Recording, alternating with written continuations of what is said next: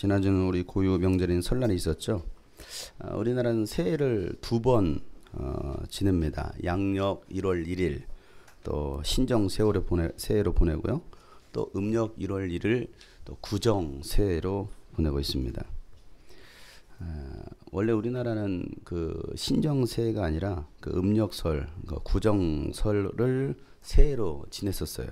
그런데 일본이 우리나라를 그 점령하고 그 일정 그 강점기에 그 일본이 태양력을 우리나라에 들어오게 되죠. 그러면서부터 우리 문화의 그 고유 명절했던 그 설날을 없애려고 했었습니다. 그러다가 이제 해방 이후에 오랜 시간이 지난 다음에 지금의 설날이 다시 명절로 자리 잡게 되었었죠. 그래서 신정은 하루 쉬지만 구정은 3일을 쉽니다. 자, 우리나라 새해는 음력 1월 1일을 새해로 갖고 있습니다. 이스라엘의 새해는 언제일까요? 이스라엘의 새해는 언제일까요? 언제가 새해입니까? 10월 1일? 누가 그랬어요? 참 잘 찍네. 틀린 걸 어떻게 그렇게 잘 찍을까? 이스라엘의 새해는요, 이집트에서 430년 동안 종살이 하다가 탈출시켜 주셨던 그날을 기점으로 새해가 시작됩니다. 그래서 이스라엘 새해를 로시 하샤나라고 하는데요. 그래서 유대력으로 의하면 7월 1일, 그래서 티슈레 달 첫날로 양력 9월이나 10월 달쯤에 이스라엘의 새해가 시작됩니다. 그래서 올해는요 9월 14일이 유대력으로 5775년 출애굽 반지 5775년인 로시 하샤나가 되게 되죠. 그래서 이스라엘의 새해는요 나팔절을 시작으로 나팔을 불면서 한 해가 시작이 됩니다. 그래서 여러분 이 이스라엘의 그 절기들을 여러분들이 좀 알 필요가 있습니다. 그래서 이 나팔절 7월 1일이죠.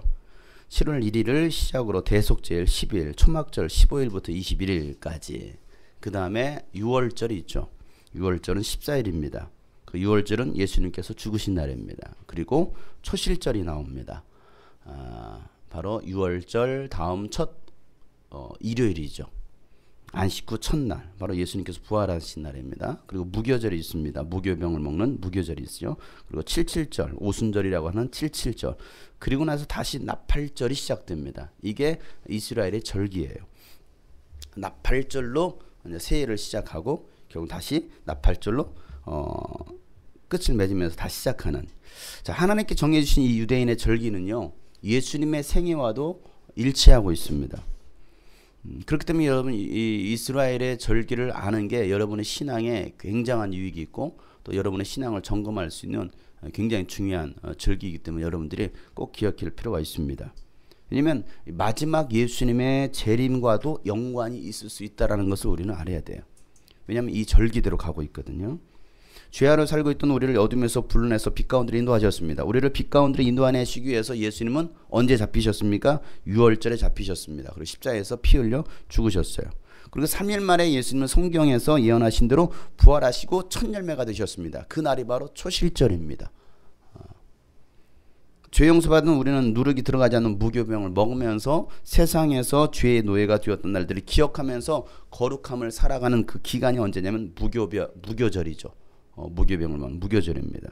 그리고 예수님께서 부활하시고 50일째가 되는 날 성령님께서 믿는 자들 가운데 임하셨습니다. 그날이 바로 오순절이라고 하고 77절이라고 하는 날이에요.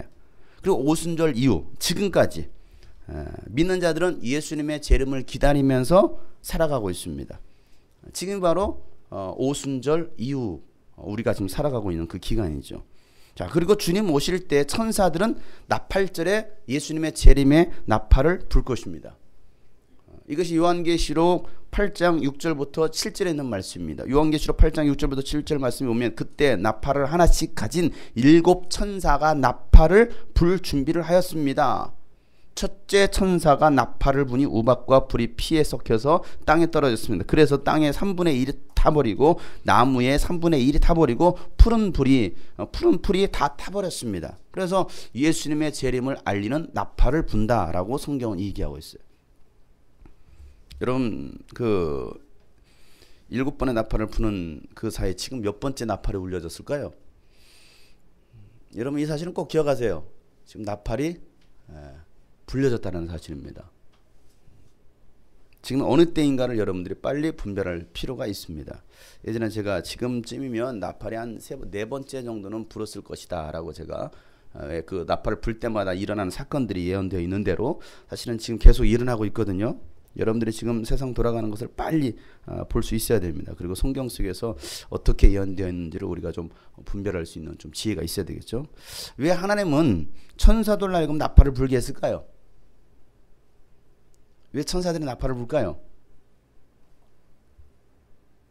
이유는 한 가지입니다. 마지막 속죄의 기회를 주시는 거예요. 왜? 그날이 바로 대속죄일이거든요. 나팔절이 지나고 난 다음에 대속죄일이 하루가 있습니다. 그 다음에 장막절이 시작됩니다. 장막절이 무슨 날입니까? 우리가 주님 나라 들어가는 것이죠.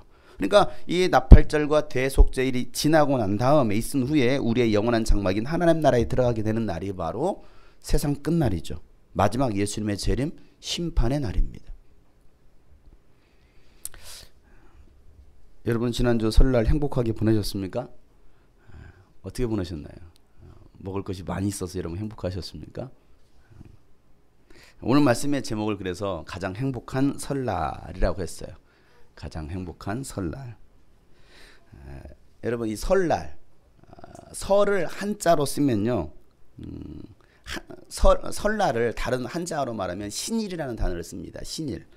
이 설을 뜻하는 신자는요, 마음심, 그 신방변에 참진자를 합쳐가지고, 여러분 한번 잘 생각해보세요. 한자를 아시는 분들은 신방변에 마음심자에 그다음에 참진자가 합쳐진 단어가 바로 신자입니다. 신일이 바로 설날이라는 거거든요. 이건 무슨 뜻이냐? 마음을 진실하게 하다, 삼가하다라는 뜻을 가지고 있는 단어가 바로 이 신자예요. 다시 말해서 설날은 무슨 날이냐? 마음을 진실하게 하고 근신해서 경거망동을 삼가는 날이 바로 설날이다라는 의미를 옛 조상들은 가지고 있었어요. 왜 그러면 이 옛 조상들은 설날을 생각하면서 새 첫날을 갖다가 왜 마음을 진실하게 하고 근신하고 경거망동을 삼가해야 되는 날이다라고 했을까를 여러분 한번 생각해 봐야 돼요. 우리 선조들은요 굉장히 영적으로 민감한 민족입니다. 여러분 그거 아시려나 몰라요. 우리나라 선조들은요 굉장히 영적으로 민감한, 영적으로 굉장히 지혜로운 분들이에요. 그러다 보니까 어떤 단어를 쓰더라도 굉장히 영적인 의미를 부여하고서 단어들을 사용했습니다. 자, 한 해가 가고 새로운 해가 올수록 우리는 뭐 해야 되느냐? 근신해야 된다는 거예요. 다시 말해서 정신을 차려야 된다는 거예요. 왜 그렇습니까? 주님 오실 날이 가까워지는 날이기 때문에 그랬어요. 인간은 모두 근신하고 정신을 차려서 주님 앞에 설 날을 기다려야 하는 날이 바로 설날이라는 거예요. 여러분 주님 앞에 설날을 준비하셨습니까? 근신하면서 정신을 차리고 간절한 마음으로 진실한 마음으로 주님 앞에 설날을 여러분 준비하셨습니까? 여러분 설날은요 세배하고 세뱃돈 받는 날이 아닙니다. 저 세뱃돈 얼마 받았습니다. 이번에 부자 됐어요. 이번에 설날 정말 음식 맛있는 게 많이 먹었습니다. 이 설날에 고스톱도 치고 돈도 벌었습니다. 윷놀이도 했었습니다. 얼마나 재밌었는지 모르겠습니다. 여러분 그런 날이 설날이 아니에요. 항상 설날이 될 때마다 이 얘기를 꼭 합니다. 주님 앞에 설날. 여러분 설날은 세배하고 세뱃돈 받는 날이 아니라 온 가지 모여서 지난해 주셨던 그 하나님의 은혜들을 나누고 또 새해 하나님께서 주실 은혜들과 또 주님의 재림을 준비하기 위해서 근신하고 마음을 바로잡는 날이 설날입니다. 이런 설날이 여러분의 가정 가운데 있기를 주님의 이름으로 축복합니다. 우리 인생은요 나그네와 같은 삶이에요. 잠시 머물다가 내가 가야 될 종착지로 가는 것이 우리 인생이라는 것이죠. 그래서 성경에서 아주 인생을 파란만장하게 살았던 한 사람이 나오는데 바로 야곱입니다. 그 야곱이 인생의 그 뒤한 길을 돌아보면서 했던 고백, 나그네와 같은 삶을 살았다라는 고백이거든요. 창세기 47장 9절에 보면 야곱이 바로 앞에서 이렇게 고백합니다. 이 세상을 떠돌아다닌 횟수가 100년하고도 30년이 지났습니다. 이 세상을 떠돌아다녔다라고 말하고 있습니다. 이게 지금 세 번역에서 말하고 있는데 예전 기억 성경에서는 야곱이 말하기를 내 나그네의 길이 이렇게 말하고 있습니다. 나그네의 길. 떠돌아다니면서 사는 인생, 이 나그네와 같은 삶이 바로 우리 인생이다라고 얘기하고 있죠. 그래서 베드로는요 이렇게 말하고 있어요. 베드로전서 1장 17절 말씀에 보면 사람을 겉모형으로 판단하지 않으시고 각 사람의 행위대로 심판하시는 분을 여러분이 아버지라고 부르고 있으니 여러분은 나그네 삶을 사는 동안 두려운 마음으로 살아가십시오라 말하고 있습니다. 어떤 삶이라고요? 나그네와 같은 삶이다. 그 나그네와 같은 삶을 살아갈 때 어떤 마음으로 살아가라고요? 두려운 마음으로 살아가라는 거예요. 여러분 왜 두려운 마음으로 살아가라고 말하고 있을까요? 반드시 주님 앞에 설 것이고 사람은 죽고 난 후에 반드시 설 것이고 행위대로 하나님께서 뭐 하시니까? 심판하실 테니까. 하나님께서 우리가 행위대로 우리가 산 대로 심판하실 것이기 때문에 너희들은 두려운 마음으로 이 나그네의 삶을 살아가야 된다라고 얘기하고 있습니다. 여러분 우리 인생은요 잠시 머물다가는 나그네 인생인데도 불구하고 많은 사람들이 거기에 굉장히 공을 들이죠. 영원한 것인 마냥 거기에 미련을 두고 살아갑니다. 오늘 말씀에도 하나님은 이렇게 외치라고 말합니다. 자, 오늘 본 말씀 이사야 40장 6절부터 8절 말씀 다 같이 한번 큰 소리로 한번 읽어보겠습니다. 시작. 한 소리가 외친다. 너는 외쳐라. 그래서 내가 무엇이라고 외쳐야 합니까? 하고 물었다. 모든 육체는 풀이요 그의 모든 아름다움은 들의 꽃과 같을 뿐이다. 주님께서 그의 입김을 부시면 풀은 마르고 꽃은 시다. 그렇다. 이 백성 풀에 지나지 않는다. 풀은 마르고 꽃은 시드나 우리 하나님의 말씀은 영원히 서 있다. 하나님께서 뭐라고 외칩니까? 너는 외쳐라. 뭐라고 외치라는 거예요? 뭐라고 외쳐요? 하나님은 육체가 풀과 같고 육체의 영화가 풀의 꽃과 같다라고 외치라는 것입니다. 모든 육체는 풀이요 그의 모든 아름다운 들의 꽃과 같을 뿐이다. 아무것도 아니라는 거예요. 주님께서 그의 입김을 부시면 뭐예요? 풀은 마르고 꽃은 시든다라는 것이죠. 이 백성은 풀에 지나지 않고 풀은 마르고 꽃은 시드나 하나님의 말씀은 영원히 서 있다라고 말하고 있습니다. 그런데도 인간은 언젠가는 마를 풀과 같은 육체와 또 쉽게 시들고 말 그 육체의 영화인 그 영원하지 못한 일에 마음을 쏟고 시간과 돈과 열정과 육체를 다 소비하고 죽어갑니다. 이게 인생이거든요. 죽어요. 죽어. 옆에 사람 알려줍시다. 당신 죽습니다. 그래 한 번 더 해주세요. 죽음을 준비하셨습니까? 우리 중고등학생들 뭐 나이 어리고 젊으니까 아유 나는 오래 살 거야. 우리 교회 어르신들보다 내가 오래 살 거야. 죽어요. 먼저 죽을 수도 있어요.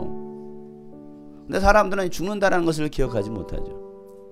내가 오래 살 거라고 영원히 살 거라고 착각하는 사람도 있습니다. 죽어요.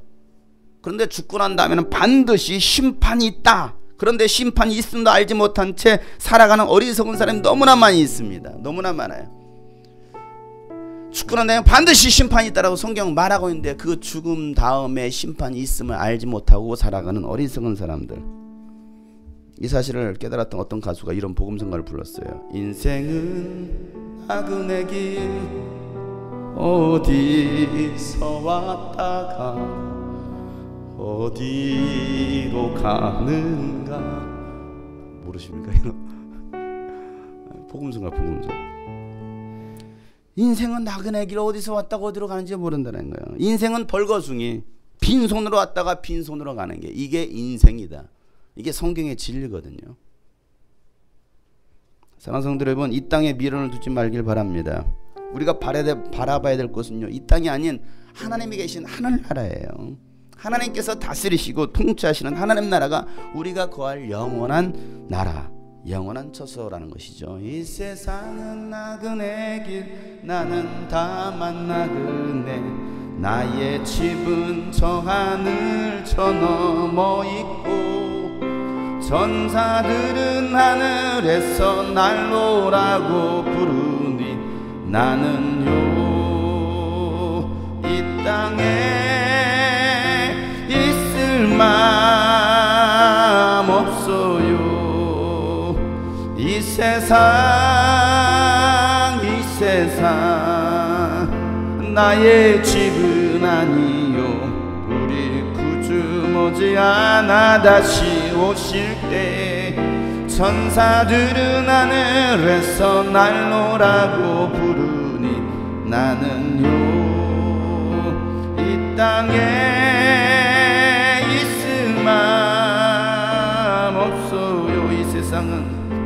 이 세상은 고독 불안 슬픔 괴로움된 세상 나의 주님 의지할 것밖에 없어요. 앞에 가신 성도들의 순교 정신 따라서 전한 몸 이나마 싸워서 이 세상은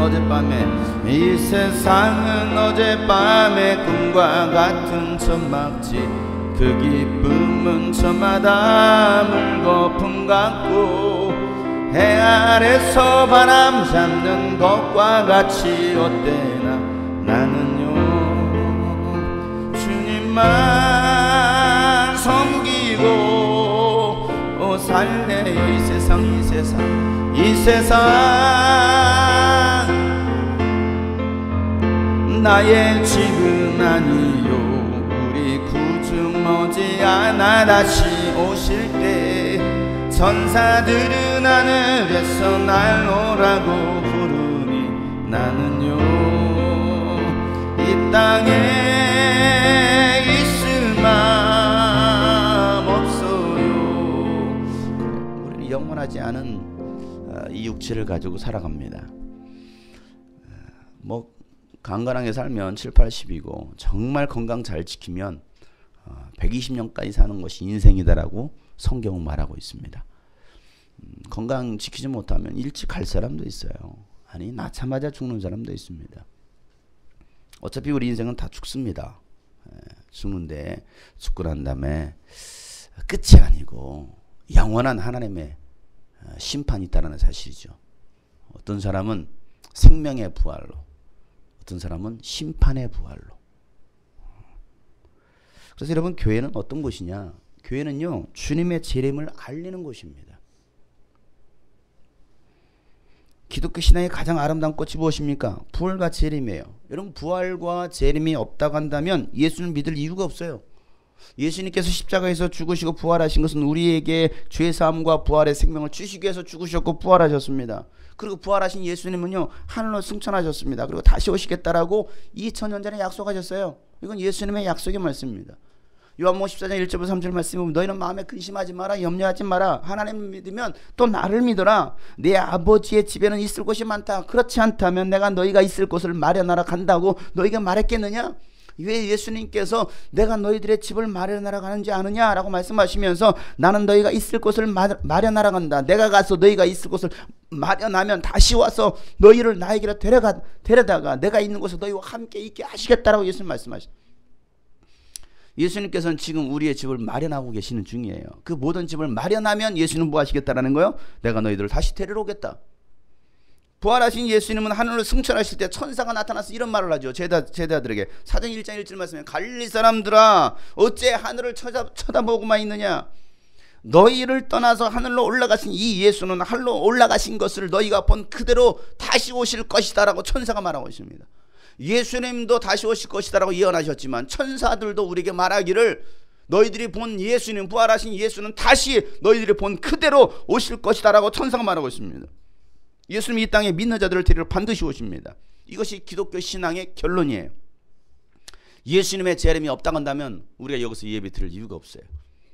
신앙생활 할 이유가 없습니다. 헌신하고 충성할 이유가, 순교당할 이유가 없습니다. IS 그 이슬람 국가에 참수당할 이유가 없습니다. 목뱀을 당할 이유가 없어요. 미쳤습니까?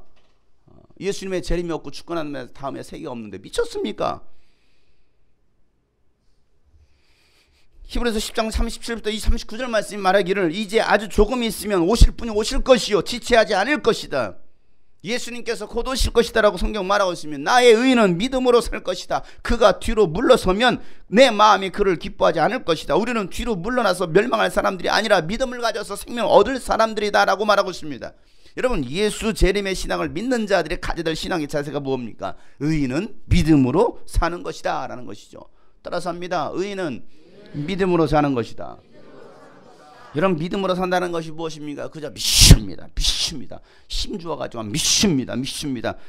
그러고 말하고 사는 것이, 그러고 아무렇게 사는 것이 믿음으로 사는 것이 아니에요. 믿음으로 사는 사람들은 뒤로 물러서서 적당히 세상과 타협하고 살아가는 사람들이 아니라는 것입니다. 철저히 자신을 세상과 구별하고 세상과 맞서 싸우는 사람들이 바로 오직 의인은 믿음으로 사는 사람이라는 것이죠. 그리스도인답게 살아가면서 주님 오시기를 예비하며 살아가는 사람이 믿음으로 살아가는 사람이라는 거예요. 예수 그리스도를 믿는 믿음으로 살아가는 사람들에게 하나님께서 오늘 본문에 이렇게 명령하십니다. 오늘 본문 다시 1절부터 2절 말씀을 크게 읽겠습니다. 시작. 너희는 위로하여라. 나의 백성을 위로하여라. 너희의 하나님께서 말씀하신다. 예루살렘 주민을 격려하고 그들에게 일러주어라. 이제 복역 기간이 끝나고 죄에 대한 형벌도 다 받고 지은 죄에 비하면 갑질의 벌을 주님에게서 받았다고 했잖아. 뭐라고 믿음으로 살아가는 사람들이 뭐라고 말하고 있습니까? 나의 백성을 위로하라는 것이죠. 내 백성을 위로하라는 겁니다. 백성들을 격려하고 그들에게 알려주라는 것입니다. 뭘 알려줍니까? 이제 복역 기간이 끝났고 죄에 대한 형벌도 다 받았기 때문에 자유하라는 거예요. 사랑하는 성도 여러분, 여러분의 복역 기간이 다 끝이 났습니다. 죄에 대한 형벌도 예수님이 대신 다 받으셨습니다. 여러분은 이제 예수님 안에서 자유하시면 되는 거예요. 여러분, 자유하시길 바랍니다. 이미 예수님께서 우리의 자유를 선언하셨습니다. 해방을 선언하셨습니다. 그리고 주님께서 말씀하시기를 3절 말씀에 한 소리가 외친다. 광야에 주님께서 오실 길을 닦아라. 사막에 우리의 하나님께서 오실 큰 길을 곧게 내어라 라고 말씀하십니다. 광야에 주님께서 오실 길을 닦으라는 거예요. 이게 우리가 믿음으로 살아가는 사람들이 해야 될 일입니다. 사막에 우리 하나님께서 오실 수 있도록 큰 길을 곧게 내라는 것입니다. 거칠은 광야, 아무것도 없는 그 메마른 사막에 대로를 만들라는 거예요. 이게 하나님의 명령입니다. 왕의 대로, 왕께서 오실 대로. 여러분, 광야와 사막은요, 세상이에요. 우리 영혼입니다. 여러분, 광야 사진 한번 보세요. 광야가 어떻습니까? 광야에는요, 수많은 협곡 있습니다. 또 산과 언덕, 또 거친 길들로 이루어져 있어. 울퉁불퉁합니다. 아주 꼬불꼬불 꼬일 대로 꼬여있는 아주 가파른 낭떠러지가 있는 그 험한 협곡들이 가득한 그 광야가 우리 마음이에요. 여러분의 마음은 어떻습니까? 예수님께서 편히 오실 수 있는 대로입니까? 아니면 아슬아슬 그냥 위험한 그 마음의 상태입니까? 교회 안에도 보면 그냥 꼬인 사람 굉장히 많아요. 그냥 마음 상태가 다 꼬여 있어요. 그냥 울퉁불퉁한 사람도 많이 있습니다. 보기에도 그냥 무섭고 또 가까이 가면 더 무서운 사람 교회 안에 있어요. 아주 아수라백장 있잖아요. 얼마나 무서운지 몰라요. 막 모든 게 다 꼬여 있어요. 다 꼬여 있어요. 아주 이 거칠은 광야 같은. 사막은 어떻습니까? 사막이 보기에는요 아주 그림같이 아주 아름다워 보입니다. 여러분 사진 속에 그 사막 보세요. 얼마나 아름답습니까? 굉장히 아름답거든요. 부스러운 모래 있잖아요. 그런데요 그 길이 그렇게 아름다워 보이지만요 거기는 물 한 방울 없습니다. 그 길을 걷는다는 것이 얼마나 어려운지 몰라요. 여러분 물 없이 걷다가는요 죽을 수 있는 곳이 바로 사막이에요. 그런 곳에 어떻게 예수님이 오십니까? 내 마음이 지금 광야와 같고 아주 메말라 비틀어버리는 아주 생명력도 없어 보이는 그런 사막에 예수님께 어떻게 오실 수 있어요? 어떻게 오실 수 있습니까? 그래서 하나님은 이렇게 하라고 말씀하십니다. 야 광야와 같냐 사막과 같느냐 너희들은 이렇게 하라고 말씀하시죠. 4절부터 5절 말씀 다 같이 한번 읽어보겠습니다. 시작. 모든 계곡은 메우고 산과 언덕은 깎아내리고 거칠은 길은 평탄하게 하고 험한 곳은 평지로 만들어라. 주님의 영광이 나타날 것이니 모든 사람이 그것을 함께 볼 것이다. 이것은 주님께서 친히 약속하신 것이다. 자, 뭐 하라는 거예요? 계곡은 메우고 산과 언덕은 깎아내리고 거친 길은 평탄케 하고 험한 곳은 평지로 만들라라는 것입니다. 그러면 주님의 영광이 나타날 것이고 모든 사람이 그것을 함께 볼 것이라는 거예요. 거칠은 거 높은 거 낮은 거 다 메꾸라는 것이죠. 그리고 거기에 뭘 만들어라는 거예요? 왕의 대로를 만들라는 거예요. 그래서 진짜 이스라엘 가면요 왕의 대로가 있습니다. 왕의 대로가 있어요. 저 거칠은 그 광야 가운데요 고속도로를 만들어놨어요. 길을 뚫어놨어요. 왕의 대로를 만들어서요 얼마나 가기 좋게 만들었는지 몰라요. 뻥뻥 뚫려 있습니다. 저렇게 험한 그 계곡 가운데 길을 만들었어요. 대로를 만들었어요. 그 차가 쌩쌩 달립니다.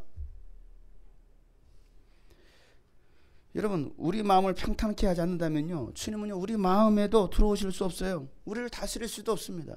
여러분들이 주님 오실 길을 만들지 않는다면, 왕의 대로를 만들지 않는다면 주님 오실 수가 없어요. 얼마나 불편하겠습니까? 그 거치는 광야, 그 팍팍한 그 사막 길을 걷는다 이러면 얼마나 어렵겠습니까?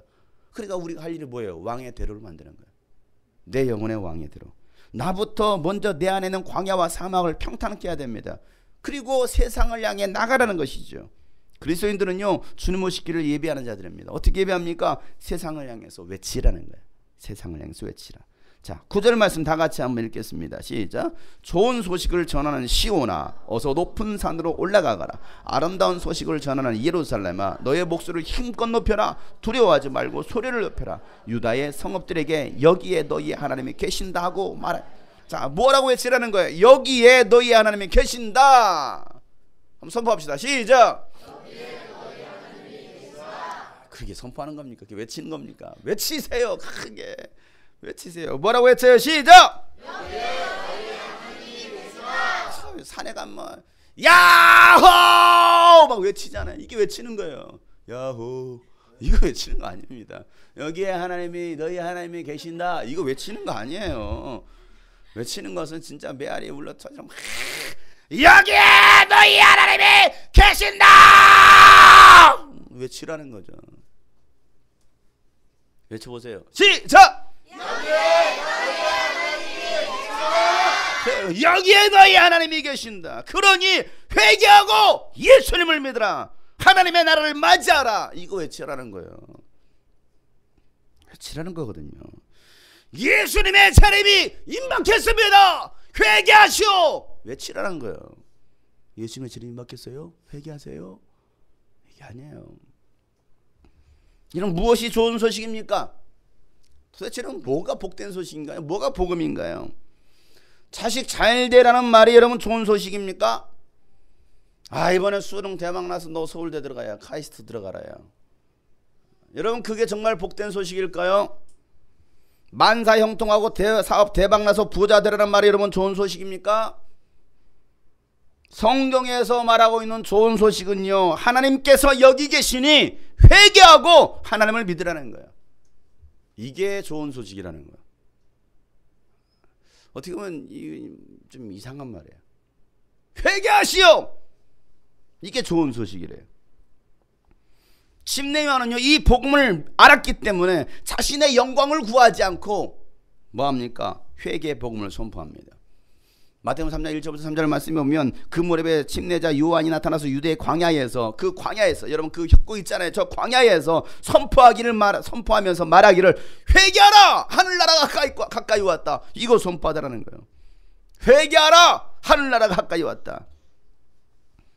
이 사람을 두고 예언자 이사야는 이렇게 말하기를 광야에서 외치는 이의 소리가 있어 너희는 주님의 길을 예비하고 그의 길을 곧게 하여라. 광야에서 외치는 거예요. 광야에서. 여러분 왜 좋은 들판 놔두지 않고 여러분 광야에서 외쳤을까요? 그게 우리들의 마음 상태이기 때문에, 그게 백성들의 마음의 상태이기 때문에 그 광야에서 외치는 거예요. 광야에서.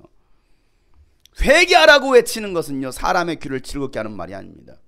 우리의 잘못된 신앙을 지적하면서 회개하라고 하는 말은요 결국 우리의 마음을 편케 하는 말들이 아니에요.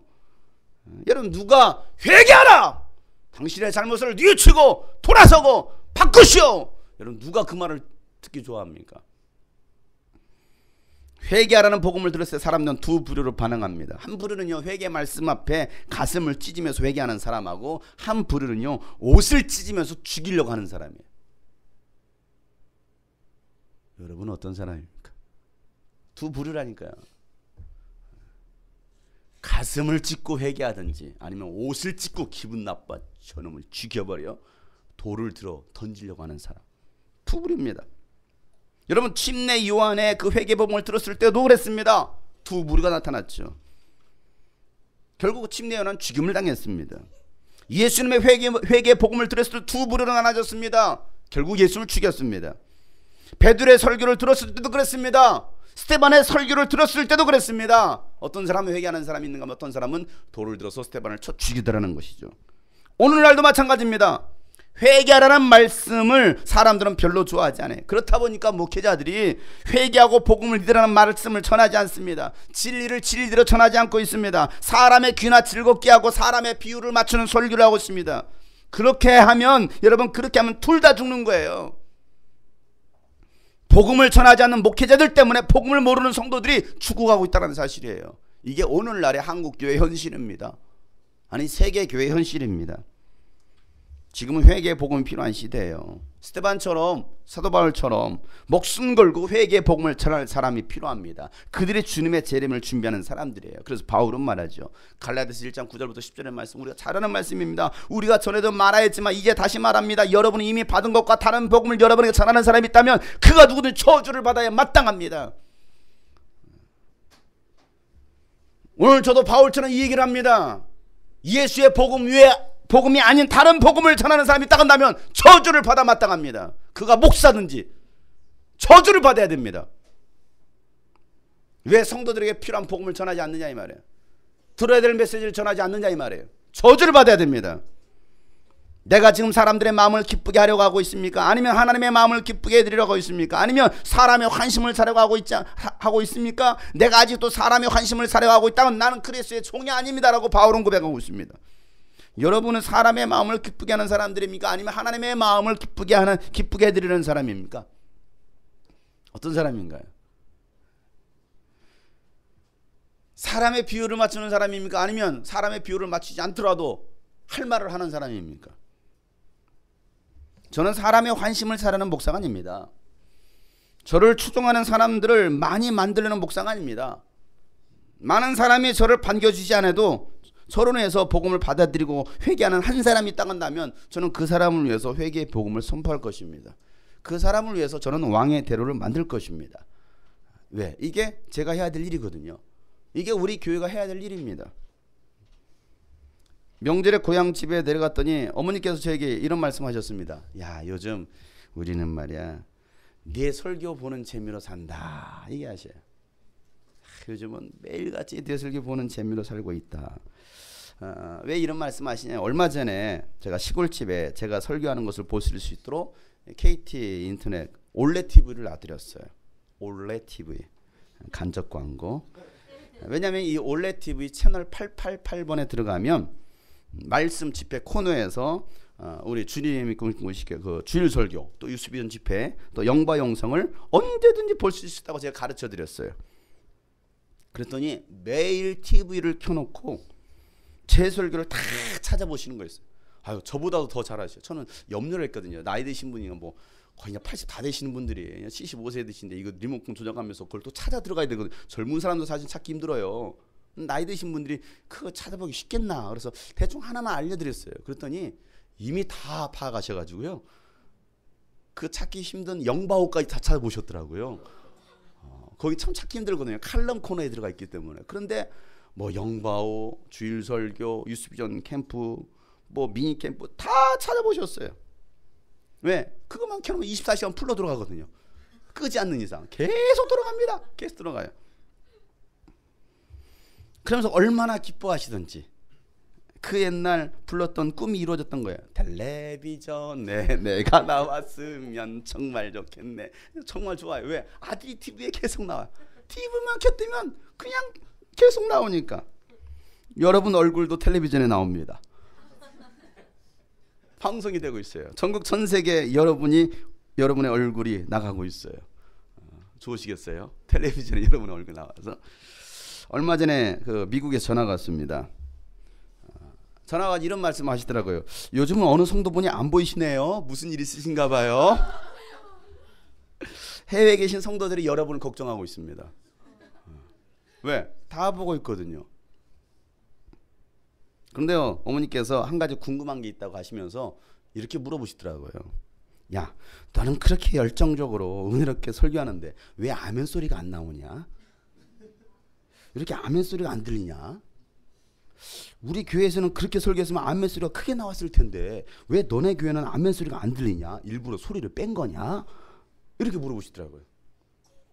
지금 제가 이렇게 아주 열정적으로 하지만 아멘 소리가 잘 안 들리거든요.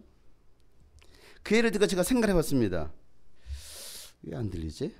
가끔 웃기는 얘기할 때는 웃음소리가 굉장히 크게 녹음이 됩니다. 여기 방청객들이 앞에 있으니까 막 크게 막. 근데 아멘 소리는 그다지 크게 하지 않아요. 우리 성도들이. 왜 그럴까 생각해 봤습니다. 근데 제가 설교할 때 이런 말을 했었죠. 아멘 크게 한다고 믿음 있는 거 아닙니다. 아멘 크게 한다고 여러분 믿음 있는 거 아니에요. 그대로 여러분들이 아멘 소리를 안 해요. 물론 그런 이유도 있겠지만 아멘을 여러분들이 크게 하지 못하는 이유를 제가 알고 있습니다. 제가 전하는 하나님의 말씀을 듣고 크게 아멘 하려면 정말 큰맘 먹지 않고서는 못할 거예요. 그래도 여러분 아멘 하시길 바랍니다. 왜 아멘 할 때 하나님의 영광이 있다라고 성경은 말하고 있거든요. 아멘 할 때 믿음이 되는 거예요. 여러분 아멘 할 때 삶의 다짐이 됩니다. 행동으로 나타나게 되어 있는 거예요. 아멘 할 때. 지금도 아멘 안 하잖아요. 여러분 복 받으란 말은 아멘 정말 크게 합니다. 막 귀가 놀랄 정도로 아멘! 복 받으십시오. 아멘! 회개하라는 말은요 아멘을 크게 하지 않아요. 만사 형통하라는 말은요 아멘 합니다. 그러나 십자가의 길 순교자의 삶, 헌신과 순종의 삶을 드러난 말에는요 그렇게 크게 아멘하지 않아요. 여러분 회개하라는 하나님의 말씀에 크게만 아멘하실 수 있기를 바랍니다. 삶을 주께 들을 수 있는 저와 여러분 되시길 주님은 축복합니다. 우리는 거기에 아멘할 수 있어야 돼요. 주님 곧 오실 겁니다. 세상은 다 변해도 하나님의 말씀은 변하지 않습니다. 천지는 없어져도 하나님의 말씀은 영원히 없어지지 않는다고 성경 분명히 말하고 있습니다. 그리고 다 이루어질 거라네. 이 성경이 예언된 대로 다 이루어질 것이라는 것이죠. 예수님께서 말씀하신 대로 예수님 이 땅에 다시 오실 것이고 모든 민족 모든 백성이 다 주님을 보게 될 것입니다. 오늘 이 이사야서 40장 10절부터 11절 말씀 다 같이 읽겠습니다. 시작. 만군의 주 하나님께서 오신다. 그가 권세를 잡고 친히 다스릴 것이다. 보아라, 그가 백성에게 주실 상급을 가지고 오신다. 백성에게 주실 보상을 가지고 오신다. 그는 목자와 같이 그의 양떼를 먹이시며 어린 양들을 팔로 모으시고 품에 안으시며 젖을 먹이는 어미 그래요. 만군의 주 하나님께서 오실 것이다. 예수님께서 다시 오실 것이라는 거예요. 오셔서 뭐 하십니까? 그가 권세를 잡고 친히 다스릴 거라는 거예요. 이 땅을 다스릴 거라는 것입니다. 봐라, 그가 백성에 주실 상급을 가지고 오신대요. 여러분 상급 받을 준비하셨나요? 상급 받을 준비하셨어요? 상급을 가지고 오신다는데, 백성에 주실 보상을 가지고 오신다는데, 그는 목자와 같이 그의 양떼를 먹이시고 어린 양들을 팔로 모으시고 품에 안으시고 젖을 먹이는 어미 양들을 조심스럽게 이끄신다라고 말씀하십니다. 예수님 다시 오실 거예요. 예수님 마태복음 24장에 마지막 때에서 예언하시면서 결론적으로 이런 말씀을 하시죠. 마태복음 24장 14절 말씀에 보면 이 하늘나라 복음이 온 세상에 전파되어서 모든 민족에게 증언될 것이니 그때야 끝이 올 것이다. 여러분 이 날이 멀지 않았어요. 이 날이 멀지 않았어요. 모든 민족 가운데 모든 열방 가운데 예수 그리스도의 복음이 증거될 날이 멀지 않았어요. 그 말은 예수님의 재림이 임박했다라는 얘기예요. 뭔 소리예요? 살기 좋은 세상인데 무슨 예수님의 재림이 임박했어요? 뭐 안 믿을 거라고 이미 성경 또 예언되어 있어요. 노아의 시대와 같이 아무리 그렇게 외쳐도 콧방귀 낄 거다. 듣지도 않을 거다. 그냥 돈 버는 일에, 세상 사는 일에, 그냥 공부하는 일에, 놀고 먹는 일에 그냥 열심히 그렇게 살고 그냥 비웃을 거다. 이미 말씀하셨습니다.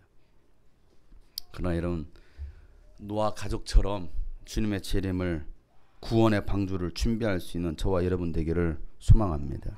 우리가 할 일은요 그날이 올 수 있도록 모든 민족 모든 열방 가운데 예수 그리스도의 복음을 전하는 거예요. 하나님을 알지 못하고 하나님을 예비하지 못하는 사람들에게 우리는 외쳐야 됩니다. 하나님은 살아계십니다. 하나님은 여기 계십니다. 하나님은 이런 분이십니다. 그 예수님은 다시 오실 것입니다. 선포해야 됩니다. 그 일 하라고 주님이 꿈꾸신 교회를 세우셨고 저와 여러분을 불러주셨어요. 마지막 시대 마지막 때를 살아가는 우리는요 주님 오실 길을 예비해야 됩니다. 우리는 마지막 복음의 전달자들이에요. 그 사명을 다하는 그날까지 우리는 뒤로 물러서지 마시고 또 넘어지지도 말길 바랍니다. 가장 행복한 설날은요, 바로 그날이에요. 주님 오시는 날. 그 설날을 준비하는 저와 여러분 되시기를 축복합니다. 오늘 말씀 붙들고 다 같이 한번 기도하실 때, 저는 이 설날을 맞이할 때마다 항상 이 단어의 의미를 깊이 생각해 봅니다. 설날, 주님 앞에 설날, 주님 앞에 설날이 더 가까워지고 있구나. 주님의 재림이 더 가까워지고 있구나. 아니, 나의 죽음의 날이 더 가까워지고 있구나. 이 나그네와 같은 인생, 이 나그네의 옷을 벗을 날이 가까워지고 있구나. 그날이 바로 설날입니다. 우리가 할 일은 주님 오실 길을 예배해야 됩니다. 외쳐야 됩니다. 너희 하나님이 여기 계신다. 그 예수님 다시 오신다. 그러니 회개하고 예수를 믿으라. 우리는 이것을 전해야 됩니다. 그래서 주님 오시기를 예배할 수 있는 저와 여러분 될 수 있도록 오늘 말씀 묵상은 다 같이 한번 통성으로 기도하도록 하겠습니다. 하나님 아버지, 주신 주님 오실 날 멀지 않은 이때에 우리가 정신을 차리고 깨어 주님 오실 길을 준비할 수 있는 우리 모두 하나님을 사랑합니다. 우리 주님 다시 오실 길을 만들자. 십자가를 못 땅 끝까지 우리 가리라. 우리 주님 하늘 영광 온 땅 덮을 때 우리 땅 끝에서 주를 맞으리. 마라나다 마라나다. 아멘. 주 예수여 오시옵소서. 마라나다 마라나다. 아멘. 주 다시 한번 오늘 말씀을 기억하면서 우리 주님 다시 오실 길을 만들자. 우리 주님 다시 오실 길을 만들자. 십자가를 들고 땅 끝까지 우리 가리라. 끝까지 세계의 복음을 들고 열방을 향하여. 우리 주님 하늘 영광 온 땅 덮을 때 우리 땅 끝에서 주를 맞으리. 마라나타 마라나타. 아멘. 주 예수여 오시옵소서. 마라나타 마라나타. 아멘. 주 예수여 마라나타 오시옵소서. 마라나타 마라나타 마라나타.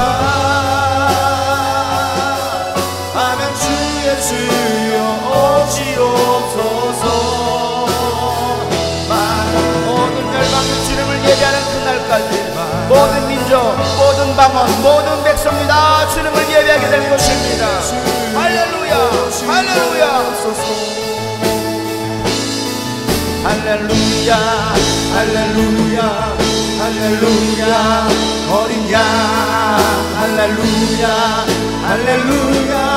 주의 보혈 높이사 모든 족속 모든 방언 모든 백성 열방이 모든 영광 모든 존귀 모든 찬양 주께. 할렐루야, 할렐루야 할렐루야. 어린 양 할렐루야 할렐루야. 주의 보혈 높으사 모든 족속 모든 방언 모든 백성 열방이 모든 영광 모든 존귀 모든 찬양 주께 드리네. 모든 백성 주의 나라 보기를 원합니다. 모든 민족과 방언들 가운데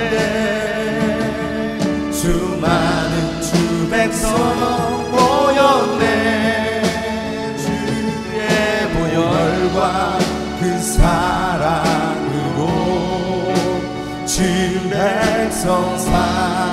주님께서 연하신 이 말씀이 성취될 것입니다. 요한계시록에 선포된 예언의 말씀이 주의 나라 모든 백성들을 지켜 돌아와 하나님을 예배하게 될 것입니다. 말로 다 표현할 수 없네. 다만 내 소리 높여 온 마음을 다하여 온 마음을 다해 찬양하리라. 할렐루야 할렐루야 할렐루야 할렐루야 어린 양 할렐루야 할렐루야 주의 보혈 높은 상 모든 족속 모든 방언 모든 백성 열방이 모든 영광 모든 존귀 모든 찬양 주께 드리네. 어린 양 피로 어린 양 피로 씻어진 우리들 때로 주 앞에 서 있네. 주 이름으로 자녀된 우리 겸손히 구하오니 주의 능력 우리에게 주의 능력 우리에게 베푸사 주님을 더욱 닮길 원합니다. 주를 더욱 닮게 하소서. 그때의 모든 나라 주 영광 보며 경배하리라. 할렐루야 할렐루야 할렐루야 할렐루야 어린 양 할렐루야 할렐루야 주의 보혈 높은 상 모든 족속 모든 방언 모든 백성 열방이 모든 영광 모든 존귀 모든 찬양 주께 주님께 두 손 높이 들고 할렐루야 할렐루야 할렐루야 할렐루야 어린 양으로 오신 예수께서 이 땅에 다시 한번 오실 때에 할렐루야 할렐루야 주의 보혈 높은 상 모든 족속 모든 방언 모든 백성 열방이 모든 영광 모든 존귀 모든 찬양 주께 드리네. 모든 찬양 주께 드리네. 모두가 주님을 찬양하게 될 것입니다. 모든 찬양 주께 드리네. 하나님 아버지 주님께서 곧 오실 것인데 모든 열방이 일어나 주님을 예배하게 될 것인데 하나님 그날을 준비할 수 있는 우리 모든 주의 자녀들 되게 하여 주시옵소서. 하나님 세상 가운데 우리의 마음을 빼앗기고 죄악 가운데 또 뒤로 물러나 넘어지는 자들이 아니라 주님 앞에 설날을 기억하면서 하나님 주님 오심을 기다리며 주님 오실 길을 예비할 수 있는 주님 길을 평탄케 하고 왕의 대로를 만들 수 있는 복된 주의 자녀들 되게 하여 주시옵소서. 하나님 우리에게 주어진 시간 얼마 남지 않은 시간일 텐데 하나님 나그네와 같은 인생길에서 하나님 시간 낭비하지 않게 하시고 또 건강 낭비하지 않게 하시고 물질 낭비하지 않게 하시고 하나님께 온 열정을 드리며 주님 오실 길을 준비할 수 있는 주의 자녀들 되게 하여 주시옵소서. 이제는 우리 구주 예수 그리스도의 은혜와 하나님 아버지의 놀랍고도 지가인 사랑과 성령님의 감화 감동 교통 충만하심이 주님 오실 길을 예비하며 우리에게서 가장 행복한 그 설날을 사모하는 모든 주의 자녀들 또 영상을 통해서 예배하는 모든 하나님의 사람들 머리 위에 이제부터 영원토록 함께 하시기를 간절히 축복하며 기도하옵나이다. 아멘.